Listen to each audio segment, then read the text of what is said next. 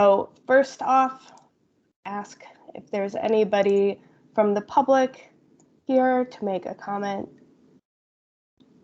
Anybody from the public? It does not appear so. Great. All right, so we'll do attendance. So Ram. Here. Bob. Lindsay. Here. Patrick. Thought I saw Patrick. Ajit. Lauren. Here. Jan. Here. Rachel. Present. Trina. Here. Susan. Here. Here. I know Jen is not going to be with us today, and I see Rob and Lori. Wonderful. Patrick is here. I'm sorry I missed the I didn't unmute fast enough on the roll call. No worries. I got you. Okay, great. So we can just dive right in. So we'll start with updates.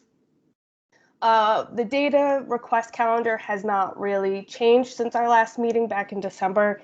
We haven't received any new data requests. Some of those that are active, we're moving forward on data transmittal for the Yale pre-K outcomes data request. In other instances where we just need to finalize data sharing agreements in order to move forward. Is anyone aware of any requests that will be coming in? I don't know how imminent it is, but I'm working with Janice Grindell in Bridgeport around some possible connections between our data and DSS. And Susan and I have been in early discussions. So there may be a DCF connection too. Okay, great. That's awesome. Any others? Are there adjusted request dates for existing requests? I know that 27 may have had an adjusted time instead of moving forward in March, but maybe later in the year. I don't know if there's been any discussion about that. So what is the March date referring to?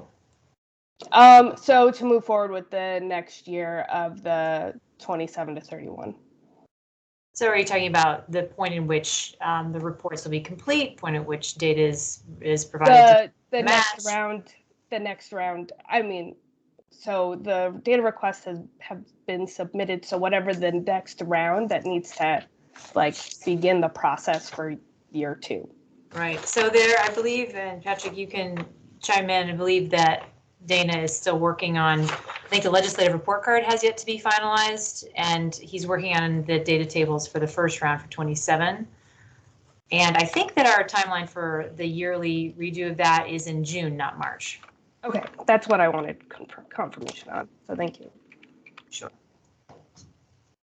That might still be too early, but that's what we've got. That's what I have at least. Yes. To give you the update on the legislative report card, which is probably misnamed, but it's okay. Where we match the public higher education graduates with the wage records. We kind of lost a year because of COVID, and when we first did it, we added 2 cohorts, but only added 1 year's worth of wage records, and we realized, we actually have a whole other year of wages, so we're sort of going to be adding that as well. So that we've sort of figured that out a little bit late in the process. So not that big a deal to add that 1 more year since we already have the data, but it's that's going to happen in the next few weeks. It'll be back. Great.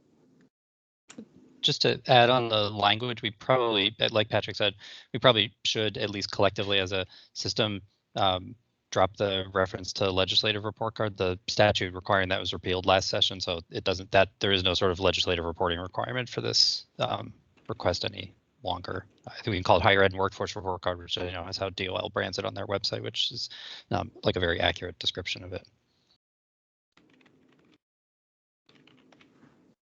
Okay, great. So we know that there is an incoming request from OWS. And we brought Niall in to give us a quick update on where we are in that process. So I'll throw it to you, Niall. Yep. I guess just quickly, we're focused right now on I think gathering feedback from relevant partners who we would want included in this request. I think right now, the statute for this request was focused on Kelly, the Chief Workforce Officer, in consultation with the Labor Department, submitting a request that really focuses on better understanding the performance and kind of the current state of the workforce system. And I know since we kind of created the Governor's Workforce Council 2 years ago, this has been sort of a missing link for our overall strategy. So this statute was, I think, it presents a really good opportunity for OWS to work with, DOL, to work with CSCU, SDE, and some other stakeholders to submit a larger request that, touches on, really outcomes of programs across those institutions and organizations. I think, one of the things that I'm thinking through right now is what are the types of metrics that we would want captured. What's the frequency in which we would want to make this request on an ongoing basis? Whether we can hire a third-party evaluator to conduct some more robust analysis from this data set. But I think we're very excited about this. I've exchanged a few emails with Jan, with Ajit, with Department of Labor, and I think we're getting to a good place. I need to just work on my end on putting some more definition on what exactly is going to go into the request, and I have started doing that, but have not finished yet. So as soon as I've sort of drafted up a letter that kind of contains what would be in this request, and then I plan on sharing that with CSCU, with SDE, and DOL, and I'm happy to share it with other folks on this call in case they're interested in providing feedback. I know that it has to get approved by the P20 team, so happy to share that in advance. I plan on formally kind of sending that to Scott, and then having his team help me with actually populating the data request forms, knowing that there already is some movement on that.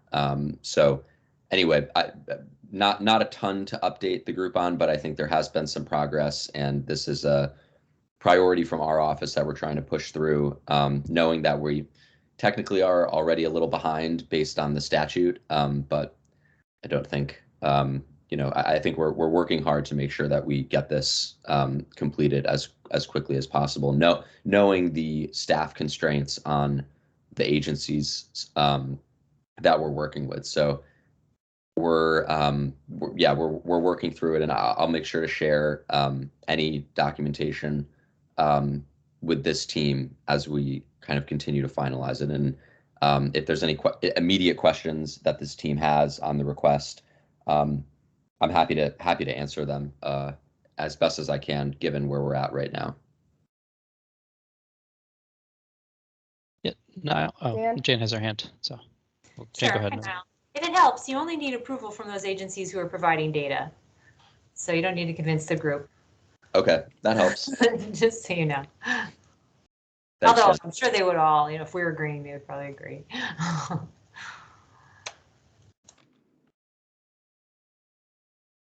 Patrick, I see you have your hand up. Yes, I usually just butt in these meetings, but I decided to try to be polite. a new year and new politeness. Just so the group knows, and I know you know, Niall, there's been a lot of discussion back and forth between you and our Deputy Commissioner Pizzella as part of the consultation process that the statute requires. And I'm sure you're aware, but just want everybody to know that, myself and the Office of Research is at your service. You don't necessarily have to go through the Deputy Commissioner. He understands that we have offered to provide you with any assistance in sort of framing the request in a way that is doable. And we certainly want to, I just want to let you, obviously you already know, but I want everybody to know that, we are at your service in terms of that particular task. Once the request is framed, the workload with regard to what that request is going to mean, well, then we'll have to have that discussion. But the first step is to figure out what it is that is being requested. And we certainly want to help with that. So we're here to serve. And we certainly want you to be successful. No, appreciate that, Patrick, and definitely will make sure to kind of go directly through you. I know Mark is juggling a lot, you're juggling a lot, everyone's juggling a lot, but I appreciate the willingness to kind of help support this. And Jan, I just want to say also thank you for your help in providing what you've already provided. So good partnership all around. And I think this is really exciting. And one of the questions that I want to work through at some point is what is the kind of standard report that will come out of this. Colorado has some really interesting annual workforce kind of performance reports. I'm happy to drop a link in the chat for what they typically produce, but it's a really useful document, I think, and something that Connecticut can really benefit from. So there's a lot to be had from this, I think, not only in the short term, but also in the long term. So Patrick, appreciate it, and we'll definitely make sure we're working with you on this.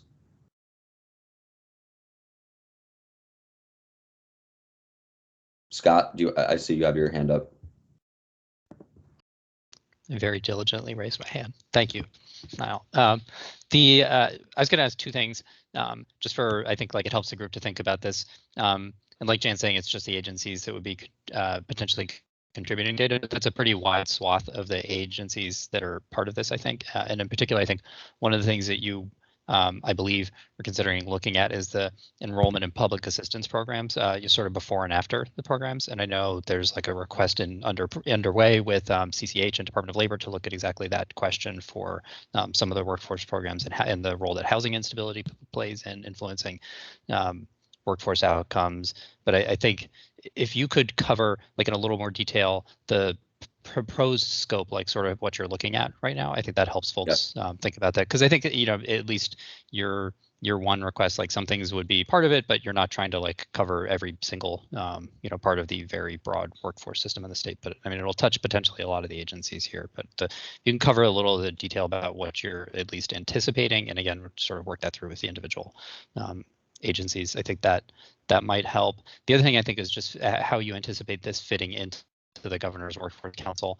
I think what folks' goals is to have the data that they are contributing and putting into these requests, make sure that it is used in forming, decision making and policy and practice, and like the workforce council, and getting an audience with that group and making sure that the data is represented well and going in front of the people making a lot of these decisions. I think that's what I think our sort of goal is as a body. And so how you see this sort of request fitting into the workforce council, their cycle of meetings or the decision-making process, I think that's helpful for us to just have in the back of our minds. Again, not like pinning you down to like, here's exactly how it's going to happen, but your general sense of those things. Yeah, I can speak at it with initially based on where we're at in the process, just to be very clear, this is not a final list nor an approved list. So this is just where we're at right now in the process. But I think some of the things that I'd really like to look at is, measuring, enrollment in programs, measuring completion of programs, where applicable, measuring, job placement of the programs. So this is more, in the workforce training, community college area, while also measuring kind of wage gains over time. kind of pre and post on all of these variables. But I think wage gains over time, pre and post, is particularly of interest to us.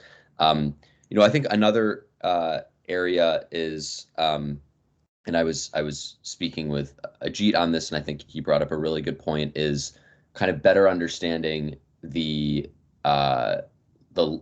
linking between these programs. Someone who could enroll in a adult ed program, I would love to see, if that person subsequently enrolls into a workforce training program and maybe would subsequently enroll in a 2-year associate's degree at a community college.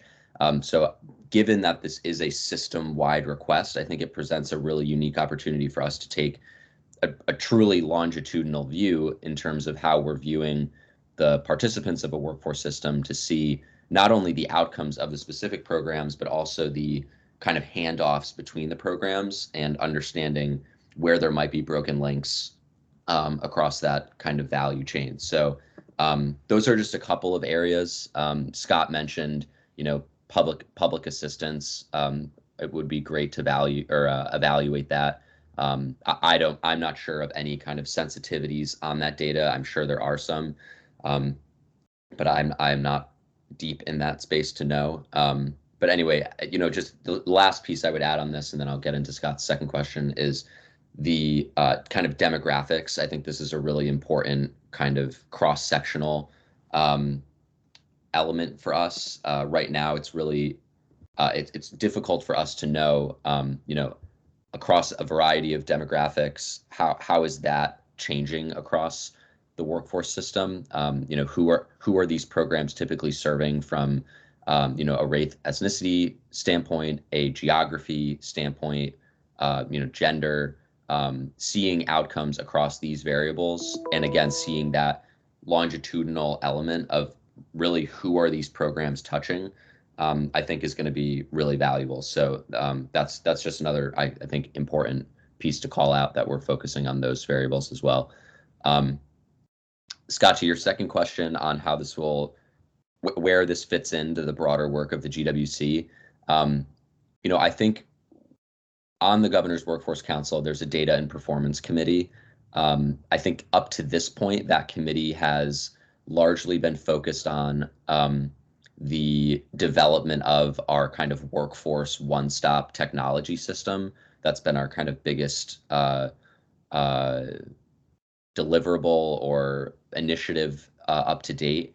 That is sort of in progress, and we're moving forward on that with our DAS colleagues. So I think this request actually presents a really good opportunity to refocus that committee, and get them oriented, familiar with the request, and offering their feedback as kind of large employers and diverse employers across the state. And I think they would be a valuable contributor in terms of understanding how this request can be framed to the broader public, to help kind of inform actual policy making decisions, and things of that nature. So I actually and I need to talk more to Mark Argash, who's the chair of the Governor's Workforce Council, but I actually see this request playing a big role in our Data and Performance Committee over the coming months as we kind of continue to flesh it out. Obviously with agencies, with our sister agencies first, before going out into the public, of course. But once we're at a position to share it more broadly, I think the Data and Performance Committee is a good venue for us to have further discussions about how this could look on a recurring basis in the future. So I think that's really exciting. And, our GWC was expanded to 51 members based on the last legislative session. So we now have kind of new thinkers, new contributors. Our data committee, we're in the process of kind of assigning new members to committees. So our data committee is going to have kind of revamped membership. So I think it is a really good opportunity to take this and give it kind of the credibility and just the strength, I think, that it deserves, and we could really use the GWC to help with that. So Just some initial thoughts, Scott. But this is all stuff that I think we're going to need to continue to flesh out and work through. But hopefully that helps answer or starts to answer your 2 questions. Yeah, thanks. It's really helpful. I realize I'm on that committee, so that also be noted.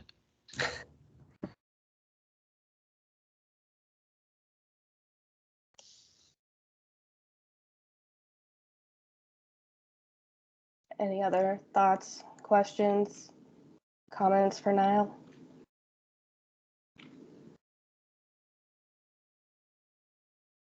Okay, seeing. I have something a little tangential. I wanted to make sure I was last because it's sort of moving to a different topic, but it still involves Niall. So is everybody else done? Guess so. Yours. So Niall, you had emailed me about the Gates Foundation money to NASWA with regard to job posting data. And I did have a meeting with them yesterday. It's really not anything too dramatic in that it's just different ways of accessing the National Labor Exchange data, which we can always search now. It's just adding some technology things. So I'd like to touch base with you about that at some point in the next day or so. So I don't know if you could just send me a Teams invite. My calendar's up to date, and I'm talking about 5-10 minutes. Yeah, that sounds good. I don't mind sharing this with the whole group too. When I was on the call yesterday, I mentioned that I was going to be at this meeting and I was going to tell everybody. So anybody who's really excited to hear about National Labor Exchange job posting data, feel free to email me and we can chat. Patrick, I'll send you a Teams invite, and that all sounds good. I appreciate that. Thank you, Niall. Sorry to hijack. Well, no, it's related. We're talking about data, so I'm not off topic. Not at all. We're a data governing board, so we're talking about data. Okay. Anything else for Niall? Great. So moving on in the agenda. So the next item is the SLDS Outcome Map. So yesterday I sent the group the year 2 outcome map that we had put together for the SLDS grant that gave us a big picture of what we wanted to accomplish last year. And I will share my screen if it will let me. This is very tiny. Can you see that? Anyone? Yes, I think you can do the presentation mode from Adobe too, or from the PDF stuff. If you go into View, and then it does like full screen. I did this yesterday, so. Okay. Does that work for folks? Still small. But. Still small. All right. Well, I'm just gonna do this. So the big things that we accomplished was, for the most part, finalizing the enterprise MOU and executing that with all of the new agencies, onboarding the new agencies. And we saw, as a result, an increased demand for data, and we've seen a significant increase in the number of data requests that have been submitted. We also have a much more engaged membership on all of our P20 WIN boards, and then the research agenda aligns with our state priorities. We updated this to reflect the change to the learning agenda, which has been updated on the website. So this is pretty awesome that we've made this progress. And so I was hoping we could take some time at the meeting now to sort of brainstorm what we want to accomplish for year 3 and what big picture goals we may have for year 3 of the grant.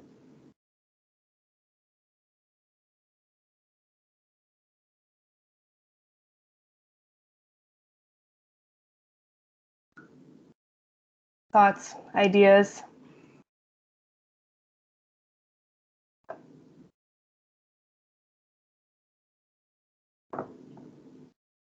Anyone? I'm just going to fill space for a second while people think, hopefully. But to reemphasize a couple of things that Katie mentioned and are in the email.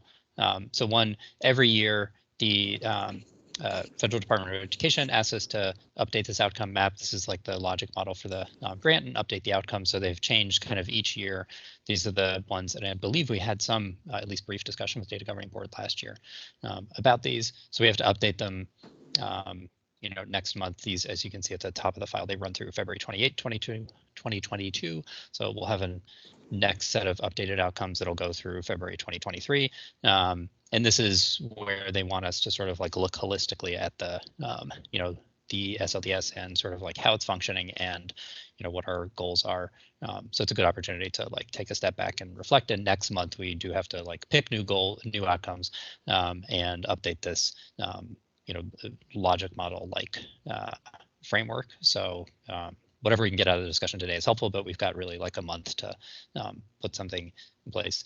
The other, I just want to like first off congratulate Katie and everyone here. Like we really, as far as I am, in my opinion, to the extent that that matters, we hit all three of these outcomes, and that's great. So like we have increased demand for data. There's a large number of data requests that are sort of in the pipeline at different points. I don't know the exact number now, but I think we're like well over 10 requests, which is a multiple of sort of the volume of requests that we'd seen coming in the past. So that's good. Niall, who just left, is like talking about having this reports like go literally in front of the governor once we get those together. So I think that's really like that's good. We hit those outcomes. The P20 win boards, which includes everyone on this group, have been engaged and effective. I think we've had like really good attendance and participation throughout the year, and the executive board was really a focus, and we had all those meetings, and I would give like a special, because I can see her on camera, thanks to Rachel and Commissioner Bai at the Office of Early Childhood for like really leading the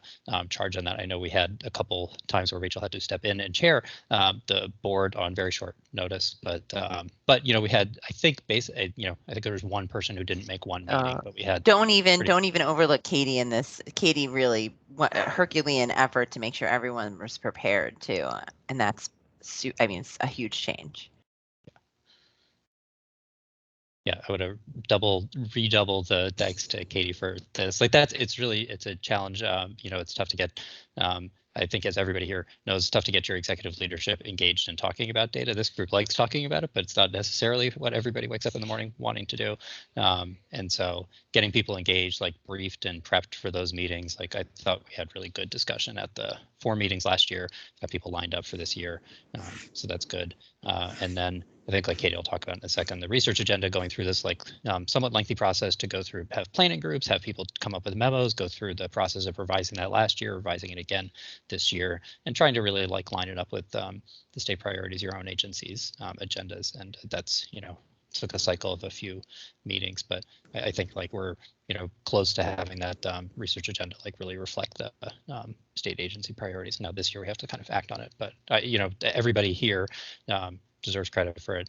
Katie deserves a lot of credit for it, but everybody like individually like put some part into this, because you're all on these boards. You're part of it. You're engaging your own agency leadership to be involved in this process, and everybody else that's involved in the request process. So I think we hit all 3 of these outcomes last year, and we should come up with new outcomes for the next year that sort of reflect kind of like continued progress and what people want to see out of this. It's a collective system, and so tell us either now or in the next month what you want to see out of P20 win in the next year. There, I filled enough space, and hopefully people have thoughts about the outcomes for the future. Are we talking, just to clarify, Scott, the expected outcomes were for year 2, and now we're looking at some of these outputs in year 3 and thinking about what outcomes we're looking for? So, okay, I see you nodding. So I actually think the staffing and capacity piece, to me, is the place of real opportunity now that we've done a lot of the and a lot of that's been in the pipeline. We all know how hard it is to hire people. From where I sit, I lack capacity in terms of analytics. Like we have some research partnerships established so that people can do some work on behalf of the agency. But I'm actually in 2022 taking on a fair amount of professional learning, like pushing professional learning to develop some of the capacity needed within the agency. And we have some really good, what's the word I'm looking for? Content some of which is out of my brain from the data collaborative and some of which comes from the government performance lab with our Harvard fellows. So to the extent that that would be useful to others or to the folks that you hire, please just let me know, because I think there's sort of two capacity building skills identification things happening. The first is like on behalf of the state in your shop, and the second is, for me at least, my internal colleagues for whom more analytics and involvement in data work will be needed, just as a matter of the work that we do. So I think those, to me, something related, some outcome related to that we can measure and feel good, equally as good about next year would be my preference.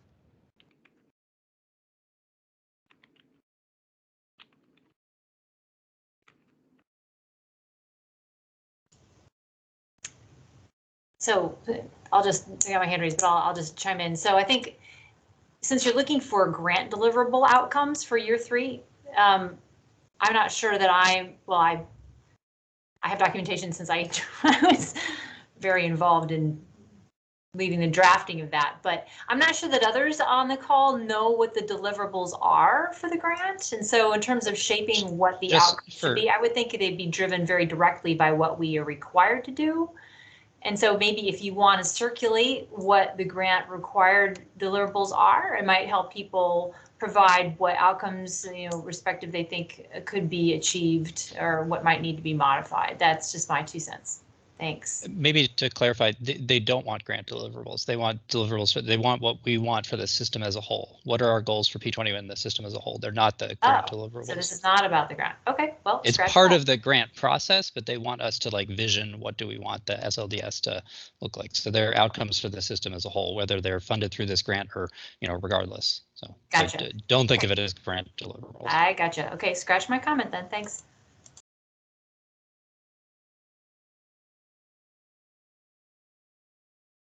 So in line with what Rachel was saying about capacity, I mean, part of that, in my opinion, would be about just being able to handle more requests and more quickly. And I say that as a person who's late in getting something that needs to be written up by December 31st, 2021. So I'm already 2 weeks late.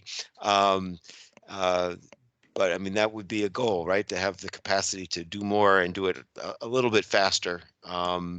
And I think, we've obviously made a lot of progress with that, with the templates and everything else, so that we don't have to start an MOU from square one every single time and that kind of thing. But I just think a basic, and I don't know how we would measure that, because depending upon what the request is, how long it's going to take. But just sort of as a high level idea,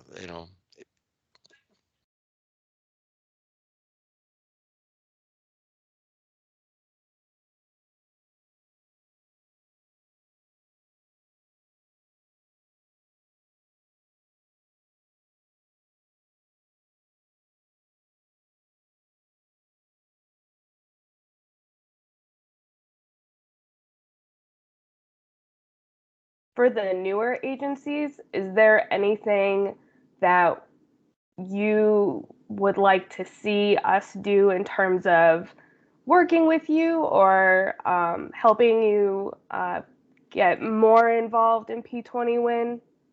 I know that we have onboarded your agencies and we've engaged with you and your executives, but is there anything that you could see big picture that would be helpful for you guys?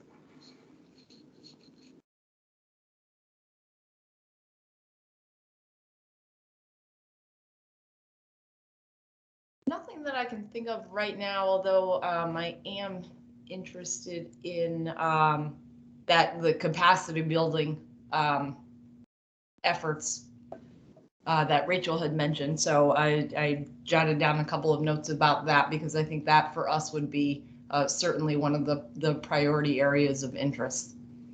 Great. Teamwork. Yes. Teamwork. You're on my list.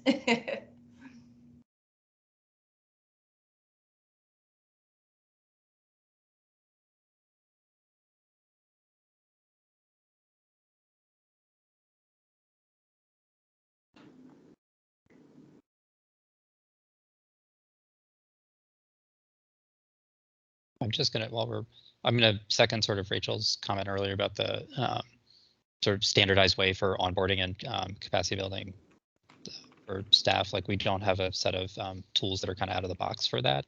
And I think that they are, but they're in sort of pockets. And so developing something that helps with, P20, but it helps with really like agency capacity more broadly too, so that we're adding staff for other things that they can go through. I'm like, okay, here's something I could learn from, like the OEC offered data visualization training a while ago, which I think was really helpful. And like just knowing that some of these things exist is useful.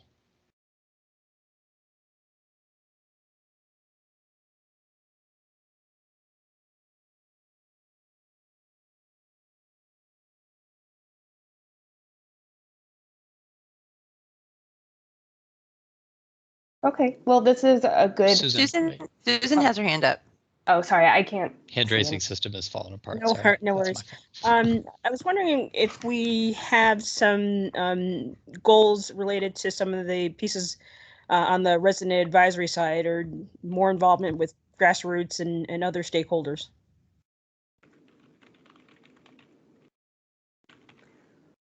We don't specifically, but we can definitely create some goals. I've been doing a bunch of research on the side on how to structure a group and also compensate members, because I know that was a big talking point, and so I've been working for the last several months to get some information for the group. But we can definitely make sure that engagement is a goal. Great, thank you.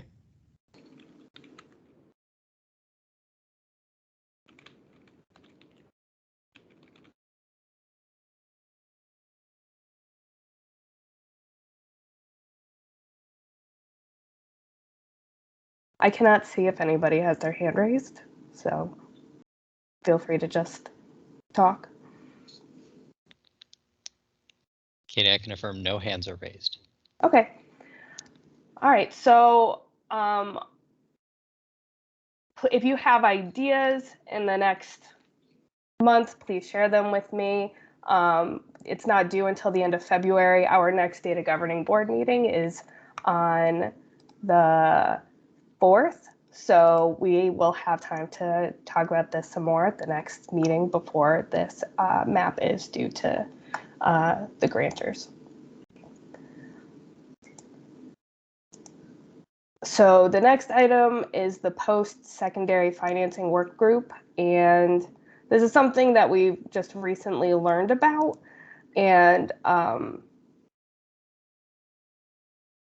basically, I think Scott has a better understanding of the work group, so I'll let you describe it.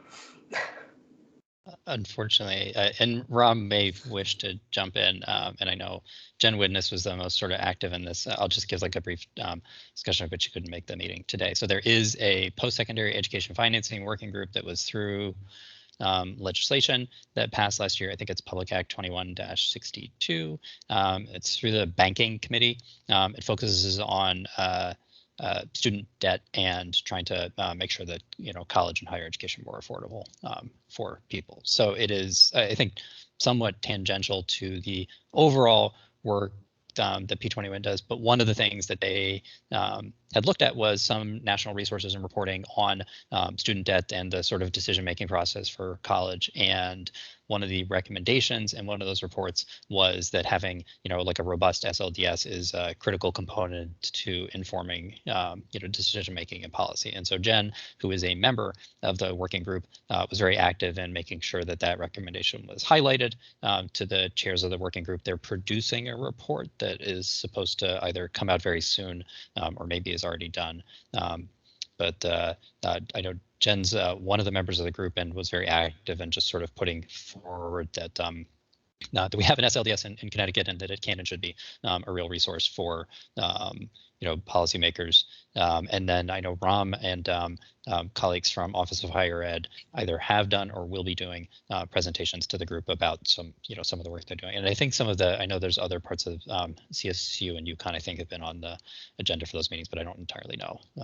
I think it's more focused on the financial aid side of things. So I don't know, Ram, if there's anything you want to add, but it's just like, it's a good example of being, sort of like attuned to where there's policy discussions that relate to an SLDS, and Jen's really great at like finding this recommendation about an SLDS and highlighting it for the chairs of the working group.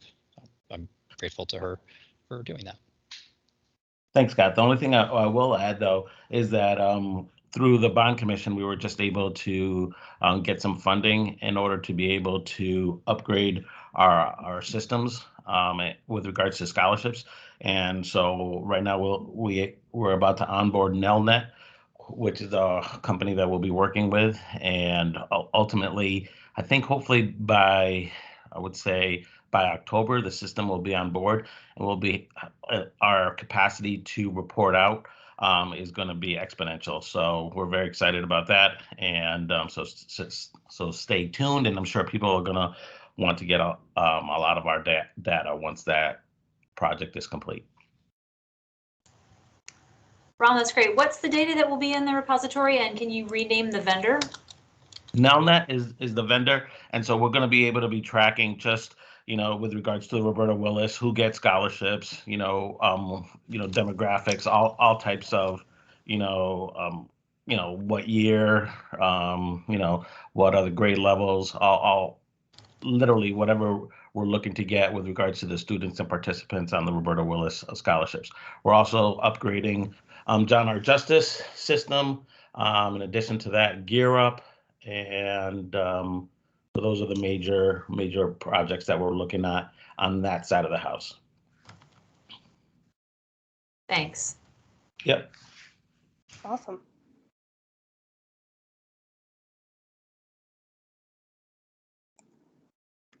It's very exciting. So the next item on the agenda is the learning agenda, and as I was stating earlier during the outcome map discussion, we had a good conversation to transition from a research agenda to a learning agenda so that we can better reflect the state priorities and agency priorities. And so that has been updated on the website.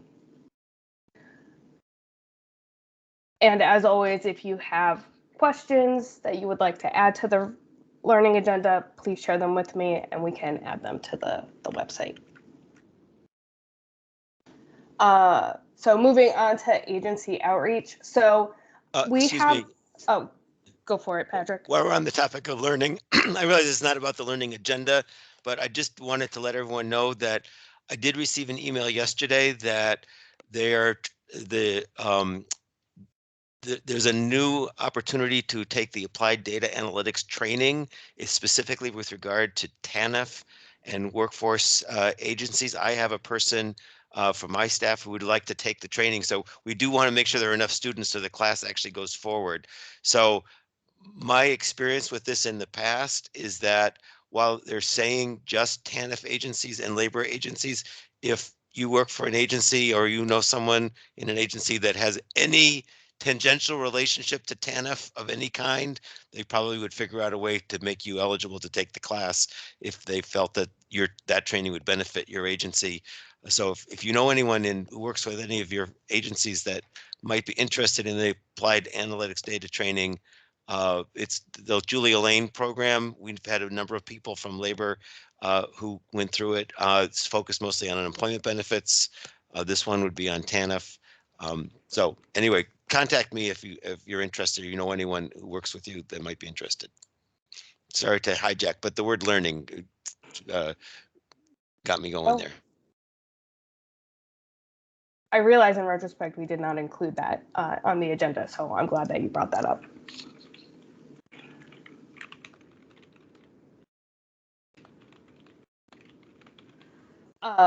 Okay, are there any questions about the Coleridge training for Patrick?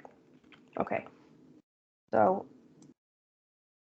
the whole application situation, which is not a huge deal, the CV, a letter from a supervisor by February 28th. So that's, that we need to know soon, but we don't need to know like today. So you can think about it, talk about it with staff, whoever. Great.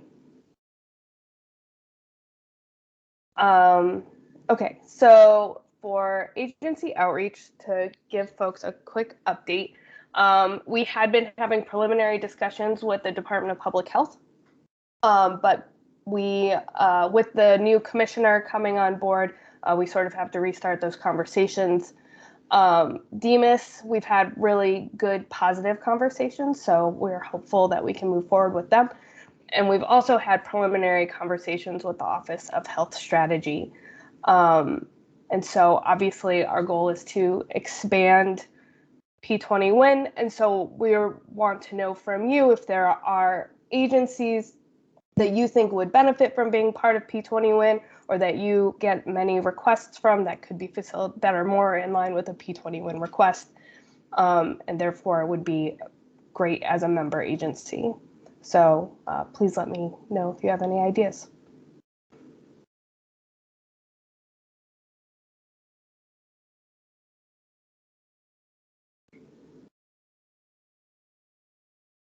Public health. Do we have public health on a list anywhere? So they were the first agency we actually had a conversation with, and we were moving in a pretty good direction, but we sort of have to start over now that there is a new commissioner. Okay. But they are on the list.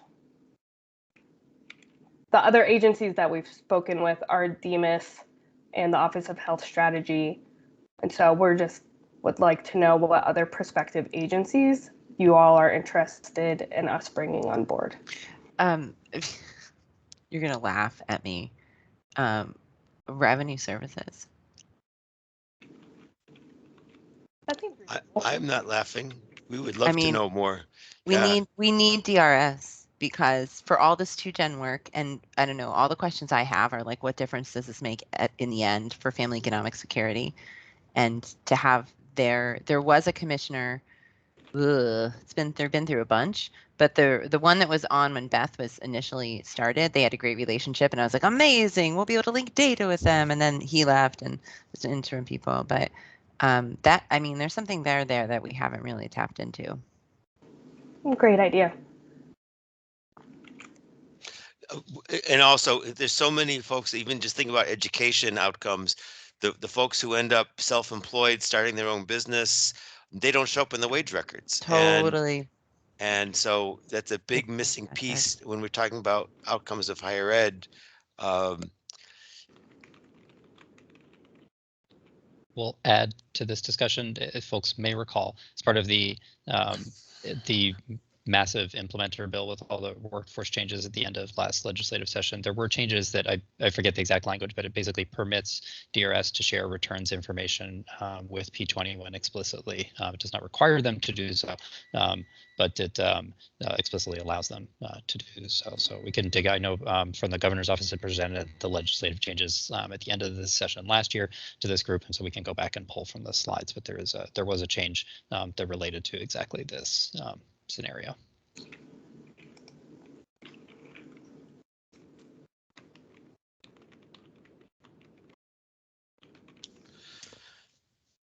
I know one area where we get a lot of questions and where we're not always successful in providing answers is the whole area around judicial corrections, reentry population.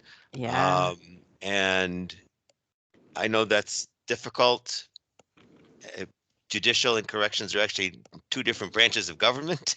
Right. But the population moves between those two, and they don't always have a social security number. I mean, there's lots of issues, but it would be a benefit to the public if we could have a better understanding of that population.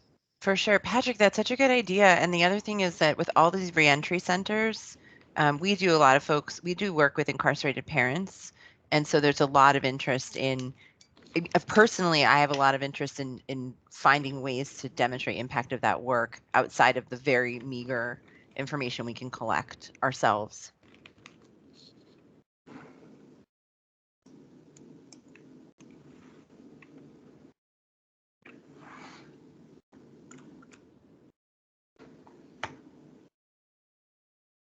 That's also a really good idea.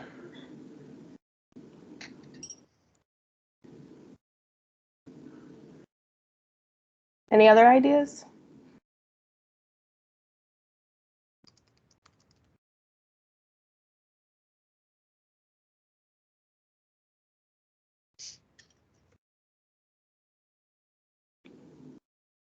Rob says some corrections info is now in CT hires. They have a module now. Oh, that's good to know. Yeah, just to be clear, there's no corrections info for that CT hires. It's, basically CT hires info on some corrections people.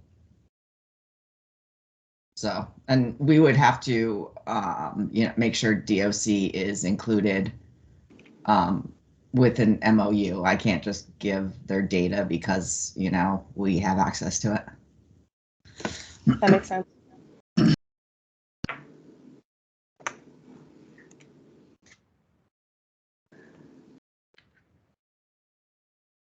Okay, great. Well, those are good places to start. And if any of you have ideas, please feel free to reach out. Let us know. Okay, so next item in our last 6 minutes, technical upgrades. I'm gonna throw this to Scott. They'll be brief, or I'll try to be brief. So we have one on the incident response plan. I think we were very close to finalizing it. Jan had some comments that we have yet to incorporate, and we have the format for the incident log, so we can actually log incidents if they ever should occur. Hopefully they do not, but we have that form. So Jan, I apologize for not getting to this, but we'll take the comments into account, and then I think that will essentially finalize the plan. Once you're through that, if anyone has sort of last comments, I think we can circulate the draft again if you want to take a look at it, or more thoughts, or just to get a chance to read it before. But we're very close to finalizing that. And I'll just extend a thanks also to Bob Berry from BITS, who's been really helpful in navigating that and talking with the security folks in their team who've provided some of the templates and the incident log. So that's, I think, pretty close to done. And then what hopefully we can do for the February meeting, in this case, largely if I get my act together, is discuss the series of sort of exploratory discussions that several folks had kind of voluntarily on the side with different similar SLDS or integrated data systems and a couple of vendors about just sort of understanding the ways in which people have implemented different technology solutions to achieve similar ends, around the country. So we had a series of, I think, interesting discussions. We have to capture those, synthesize those, and probably have a discussion back in with this group in February, possibly March. We'll see. But I think we've wrapped up a series of those discussions last week, and we'll try and bring that back to this group soon. So just for me to pull together the notes and the materials from those, and then we'll have, I think, a debrief with the folks who volunteered their time to go through those discussions, which I think were really interesting and helpful, but it was a voluntary effort from, 5 to 10 people who were pretty consistent participants in those. So thanks to those of you who did that. I know Jan and Patrick from this group and Maura from this group were part of those. Hopefully I'm not missing anybody. Katie, part of those. So thanks for everyone that put time into it. They're interesting. I learned things. So cool. So, and then moving on. So data sharing agreements have been distributed to everybody to review for subject matter content. Our next steps will be, once we have received your comments, is to share them with the different attorneys general who are focused on those specific topics, as well as sharing the education one with PTAC again. So hopefully we will get these finalized soon so that we can move forward with a few of our data requests that have been submitted. So for next steps, our next meeting is February 4th. We do have a learning session next Friday. We have those on the third Friday of the month. If any of you have topics that are of interest that you want to learn more about, please let us know so that we can set those up in advance. And that is everything. Jan? Hey, just to toss up for the group, because we're probably, hire is probably a holdout. So DSA work is still ongoing at CSCU and with UConn. We're working together to come up ideally with a DSA that works for both of us. And I just want folks to know that that's in progress. I'm hoping that you'll hold off on sending one or the other to the Connecticut Attorney General until we've got that to you. I know it's a high priority and we're a bit behind, but we are working on it. So I just want to let everybody know. Thanks. Anything else? If not, have a wonderful weekend, and I will see you in a couple weeks. Thanks, Katie. Friday. Thanks, Scott. Thank Have you. a good weekend. Bye. Have a good weekend.